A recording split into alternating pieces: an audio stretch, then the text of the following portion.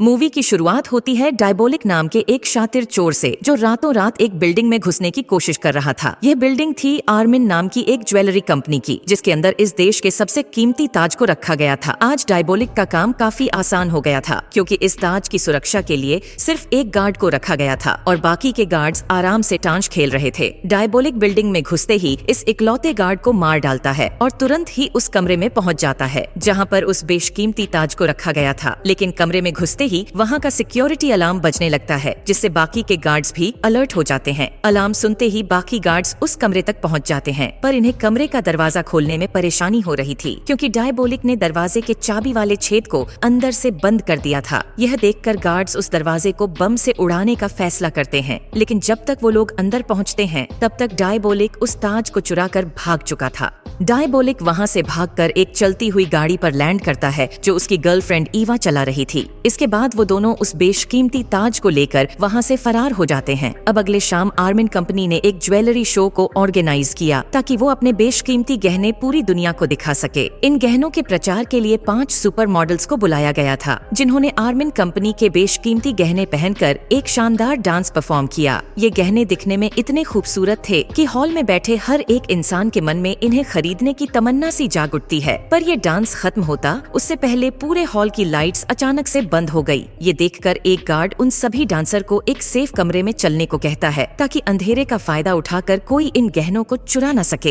इसके बाद इन सभी को एक सेफ कमरे में लाया जाता है, जो कि असल में एक ट्रक का पिछला हिस्सा था। यहाँ ये ऑफिसर लड़कियों को ट्रक के अंदर डालता है और इस ट्रक को चलाकर वहाँ से ले जाता है। अब यहाँ पर ये खुलासा होता है कि ये ऑफिसर कोई और नहीं बल्कि वो शातिर चोर डायबोलिक था, जो एक पुलिस वाले का मास्क लगाकर बिल्डिंग में घुस गया था। इसके बाद डायबोलिक उन लड़कियों से वो बेशकीमती गहने उतरवाता है और उन्हें एक सुनसान सड़क पर अकेला छोड़कर चला जाता है। इसके बाद ये चारों लड़कियां पास के एक रेस्टोरेंट में जाती हैं, ताकि वहां इन्हें कोई मदद मिल सके। इनके रेस्टोरेंट में घुसते ही एक लड़का इन लड़कियों के पास आकर इन्हें छेड़ने लगता है, पर तभी अचानक से लड़की उसका हाथ मोड़कर उसे उसकी औकात दिखा देती है। दरअसल ये लड़कियां कोई मामूली डांसर्स नहीं बल्कि अंडरकवर एजेंट्स थीं, जिन्हें डायबोलिक को पकड़ने का काम सौंपा गया था। इन लड़कियों की लीडर, जिसका नाम एजेंट बुराफ था, बुराफ रेस्टोरेंट के फोन से ऑफिसर जिंको को कॉल करती है और उसे पूरी बात बताती है। जिंको वही ऑफिसर था जिसने अपनी आधी जिंदगी डायबोलिक को पकड़ने की कोशिश में बिता दी थी। यहाँ बुराफ ने बताया कि उनका प्लान काम कर चुका है और डायबोलिक उसमें फंस चुका है,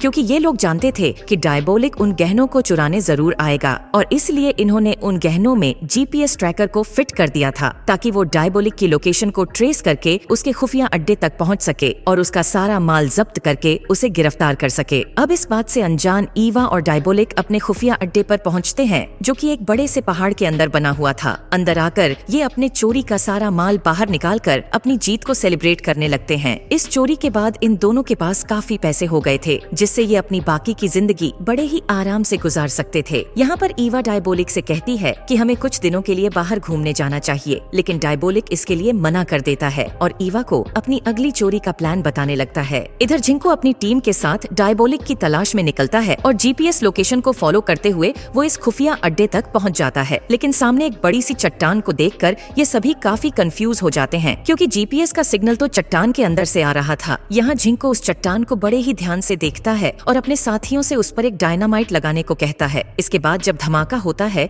तो इन्हें एक पतली सी सुरंग दिखाई देती है, जो सीधा डायबोलिक के खुफिया अड्डे पर जाती थी। इधर डायबोलिक और ईवा भी सीसीटीवी कैमरे में यह सारा नजारा देख लेते हैं और अपना चोरी का सारा माल वहीं छोड़कर एक खुफिया रास्ते से भाग जाते हैं। जब जिंको अपनी टीम को लेकर अंदर जाता है तो उसे डायबोलिक और ईवा कहीं नहीं मिलते, लेकिन तभी उन्हें वो खुफिया रास्ता दिखता है जहाँ से वो भागे थे। वो भी इन दोनों का पीछा करने लगते हैं। भागते भागते ईवा का पैर कुछ पत्थरों के बीच फंस जाता है। ईवा डायबोलिक से मदद मांगती है, लेकिन जिंको को करीब आता देख डायबोलिक ईवा को वहीं छोड़कर फौरन वहाँ से भाग जाता है। अब डायबोलिक के इस धोखे से ईवा का दिल पूरी तरह से टूट जाता है और वो अकेले ही अपने पैर को बाहर निकालने की कोशिश करती है, लेकिन जब तक उसने खुद को आजाद किया तब तक जिंको उसके काफी करीब आ जाता है। अब ईवा के पास कोई और चारा नहीं था, इसलिए वो एक चट्टान के ऊपर जाती है और नीचे बहती हुई नदी में छलांग लगा देती है। इस तरह से डायबोलिक और ईवा एक बार फिर जिंको के हाथ से निकल जाते हैं। इसके बाद जिंको की टीम डायबोलिक के खुफिया अड्डे की तलाशी लेती है, जहाँ इन्हें ढेर सारी बेशकीमती चीजें मिलती हैं। तभी जिंको को शहर के बाहर बनी एक पुरानी बिल्डिंग का नक्शा मिलता है, जो शायद से डायबोलिक और ईवा का दूसरा अड्डा था। इसके बाद जिंको तुरंत उस नक्शे वाली जगह पर पहुंचता है और अपनी टीम के साथ मिलकर इस पूरे बिल्डिंग की तलाशी लेता है। इस दौरान एक ऑफिसर गलती से एक खुफिया दरवाजा खोल देता है जो सीधा बिल्डिंग के बेसमेंट में जाता था। अब ये बेसमेंट में आकर देखते हैं कि यह वही जगह थी जहाँ डायबोलिक अपने मिशंस के लिए अलग अलग किस्म के मास्क बनाता था। यहाँ जिंको अपनी टीम से किसी भी चीज को हाथ लगाने से मना कर देता है क्योंकि उसे पूरा यकीन था कि डायबोलिक अपने अगले मिशन से पहले यहाँ जरूर आएगा। अब आगे हम एलेटिए नाम की एक लेडी को देखते हैं जो कि वेलेंटबर्ग शहर की रानी थी और ऑफिसर जिंको की गर्लफ्रेंड भी थी। इसके बाद वो जिंको से मिलने पहुंचती है जहां बातों बातों में वो अपनी शादी की बात छेड़ देती है। इस पर जिंको कहता कि जब तक वो डायबोलिक को पकड़ नहीं लेता तब तक वो ये शादी नहीं कर सकता। अब एलेटिए भी इस बात को जानती थी कि डायबोलिक को पकड़ना जिंको का सबसे बड़ा मिशन है, इसलिए वो जिंको का साथ देती है और शादी के लिए थोड़ा इंतजार करने का फैसला करती है। इसके बाद वो जिंको को अपनी पार्टी में इनवाइट करती है जहाँ पर वो अपना बेशकीमती नेकलेस पहनने वाली थी और इसलिए वह चाहती थी कि जिंको भी इस पार्टी में मौजूद रहे ताकि वह उसकी और उसके नेकलेस की हिफाजत कर सके। अब उस रात डायबोलिक अपने खुफिया अड्डे पर पहुंचता है जहां दीवार में एक माइक लगाकर अंदर मौजूद पुलिस वालों की बातें सुनता है। पुलिस वाले अपनी ड्यूटी को चेंज कर रहे थे और अब पहरा देने की बारी ऑफिसर रोलर की थी। थोड़ी देर बाद डायबोलिक बेसमेंट का दरवाजा खोल देता है। यह देखते ही एजेंट रोलर उस पर गोलियों की बारिश कर देता है। हालांकि डायबोलिक पर इसका कोई असर नहीं होता क्योंकि इन दोनों के बीच में कांच की एक मोटी दीवार मौजूद थी। अब गोलियों की आवाज को सुनकर वहां मौजूद सभी ऑफिसर्स अलर्ट हो जाते हैं और तुरंत बिल्डिंग के बेसमेंट में पहुंचते हैं। यहाँ वो देखते हैं कि रोलर जमीन पर बेहोश पड़ा है और डायबोलिक अपनी मास्क वाली मशीन को चुराकर भाग चुका है। जब जिंको को ये बात पता लगती है तो उसे अपने साथियों पर काफी गुस्सा आता है क्योंकि इनके रहते हुए डायबोलिक उस बिल्डिंग के अंदर घुसा और इनके नाक के नीचे से वो मास्क वाली मशीन चुरा ले गया। अब अगले दिन जिंको के बड़े अफसर उसे आगे के मिशन की प्लानिंग के लिए बुलाते हैं। ये लोग बातें कर ही रहे थे कि तभी इनके पास ईवा का कॉल आता है। ईवा इनसे कहती है कि मैं डायबोलिक को पकड़वाने में पुलिस की मदद करूंगी, पर इसके बदले में मुझे मेरी आजादी की गारंटी चाहिए। मेरी शर्त ये है कि आप मेरे ऊपर लगे सारे इल्जाम को खारिज करोगे और मुझे सही सलामत एक दूसरे देश में भेजोगे। ईवा इन्हें सोचने के लिए आधे घंटे का समय देती है और फोन कट कर देती है। जब जिंको के सीनियर को ये ऑफर पसंद आता है और वो जिंको से इस पर अमल करने को कहते हैं क्योंकि अब पानी सर के ऊपर जा चुका था और इन्हें किसी भी कीमत पर डायबोलिक को पकड़ना था। हालांकि जिंको इस बात से सहमत नहीं होता है क्योंकि वो डायबोलिक के साथ साथ ईवा को भी पकड़ना चाहता था। इसके बाद वो अपने साथियों के साथ मिलकर एक प्लान बनाता है कि जब अगली बार ईवा उसे फोन करेगी तो वो उसे अपनी बातों में उलझा कर रखेगा और इस मौके का फायदा उठाकर तुम उसकी लोकेशन को ट्रेस कर लेना और हम उस तक पहुंचकर उसे गिरफ्तार कर लेंगे। जब आधे घंटे बाद ईवा जिंको को फोन करती है तो वो उसे अपनी बातों में उलझाने लगता है और इस दौरान पुलिस की एक टीम ईवा की लोकेशन को ट्रेस करके उस तक पहुंच जाती है। उन्होंने देखा कि ईवा किसी खुफिया अड्डे से नहीं बल्कि सड़क किनारे बने एक फोन बूथ से कॉल कर रही थी। जब ईवा पुलिस को अपनी तरफ आते देखती है तो वो वहाँ मौजूद एक सुरंग से भाग जाती है। इस तरह से जिंको का प्लान एक बार फिर से फेल हो जाता है। दूसरी तरफ एलेना नाम की लेडी ऑफिसर डायबोलिक के अड्डे से मिले सामान की जांच कर रही थी और इस दौरान वो ये नोटिस करती है कि उन गहनों में से एक ब्रेसलेट कहीं गायब है। इसके बाद वो जिंको को फोन करके इसकी जानकारी देती है। जिंको समझ जाता है कि वो ब्रेसलेट जरूर ईवा ने पहना होगा। इसका मतलब ये था कि वो अभी भी उसकी लोकेशन को ट्रेस कर सकते थे क्योंकि ये वही गहने थे जिसमें उन्होंने जीपीएस डिवाइस को फिट किया था। जिंको का अंदाजा सही निकला क्योंकि जीपीएस का यूज करके पुलिस को ईवा की लोकेशन मिल जाती है। इसके बाद एजेंट रोलर तुरंत उस लोकेशन पर पहुंचकर ईवा के सर पर बंदूक तान देता है। रोलर अपनी गलतियों को सुधारना चाहता था क्योंकि पिछली बार डायबोलिक ने इसे बेहोश करके वो मास्क वाली मशीन चुरा कर ले गया था, लेकिन वो कुछ कर पाता उससे पहले ईवा उस पर हमला करके उसकी बंदूक छीन लेती है और पुलिस की गाड़ी चुराकर भाग जाती है। जब जिंको लोकेशन पर पहुंचता है तो वो रोलर को जमीन पर गिरा हुआ पाता है, यहाँ तक कि वो मंदबुद्धि ईवा के हाथ से वो ब्रेसलेट भी निकाल लेता है। इसके बाद पुलिस डिपार्टमेंट रोलर को अगले मिशन पर जाने से मना कर देता है। अब उसे एजेंट एलेना के साथ मिलकर चोरी के माल की जांच करनी थी। इधर जिंको के बड़े अफसर उसे ऑर्डर्स न मानने के लिए काफी डांट लगाते हैं और उसे आखिरी वार्निंग दी जाती है कि अगर उसने ऑर्डर्स का उल्लंघन किया तो उसे इस केस से हटा दिया जाएगा। अब जिंको के पास कोई और विकल्प नहीं था, इसलिए वो ईवा के साथ मिलकर डायबोलिक को पकड़ने का फैसला करता है। इसके बाद वो अखबार के जरिए ईवा के पास एक सीक्रेट मैसेज भिजवाता है जिसे पढ़कर ईवा उसे फोन करती है और ये दोनों शाम को मिलने का प्लान बनाते हैं। उस शाम ईवा जिंको को बताती है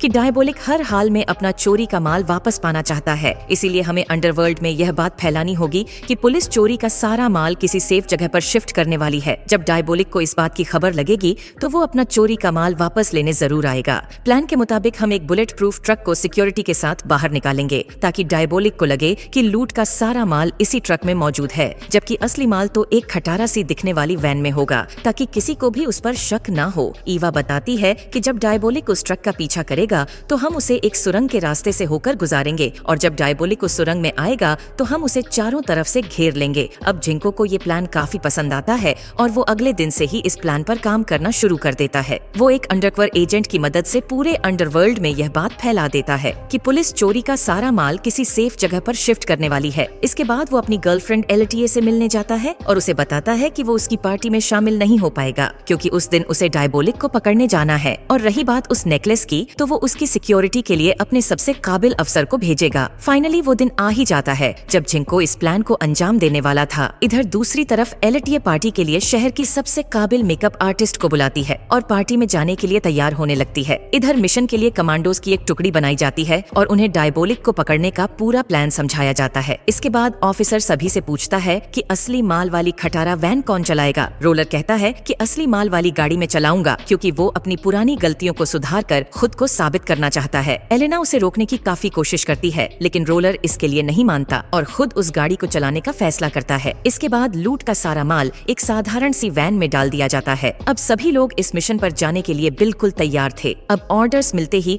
उस बुलेट प्रूफ ट्रक को भारी भरकम सिक्योरिटी के साथ बाहर निकाला जाता है और थोड़ी देर बाद रोलर असली माल वाली गाड़ी को लेकर उल्टी दिशा में निकल जाता है। इधर जैसे ही पुलिस की गाड़ियां सुरंग में पहुंचती हैं, तो किसी ने जानबूझकर उसके एग्जिट को ब्लॉक कर दिया था। तभी अचानक से यह पूरी सुरंग धुएं से भर जाती है और इसी धुएं के बीच एक अनजान आदमी पुलिस की तरफ बढ़ने लगता है। ये देखते ही सभी पुलिस वाले अपनी बंदूक निकाल लेते हैं, लेकिन जब वो पास जाकर देखते हैं तो वो कोई आदमी नहीं बल्कि एक मोम का पुतला होता है। इधर पार्टी में जब एटिया अपने उस नेकलेस को पहनने जाती है तो उसे उसका नेकलेस कहीं नहीं मिलता, जिसका मतलब यह था कि उसका यह बेशकीमती अमानत चोरी हो चुका है। इसके बाद हम रोलर को देखते हैं जो हाईवे से रास्ता बदलकर जंगल के एक सुनसान सड़क पर जाने लगता है। थोड़ी देर बाद वह अपनी गाड़ी से बाहर आता है जहां उसकी मुलाकात ईवा से होती है और अब यह खुलासा होता है कि ईवा ने एलटीए की मेकअप आर्टिस्ट का भेष बदलकर उसका वो बेशकीमती नेकलेस चुरा लिया था। इसके बाद रोलर भी अपने चेहरे से मास्क हटाता है जो असल में रोलर नहीं बल्कि वो शातिर चोर डायबोलिक था। अब हमें फ्लैशबैक में दिखाया जाता है कि यह सब डायबोलिक का एक प्लान था ताकि वो पुलिस को बेवकूफ बना सके। उस दिन भागते वक्त उसने जानबूझकर ईवा को पीछे छोड़ दिया था ताकि जिंको को ऐसा लगे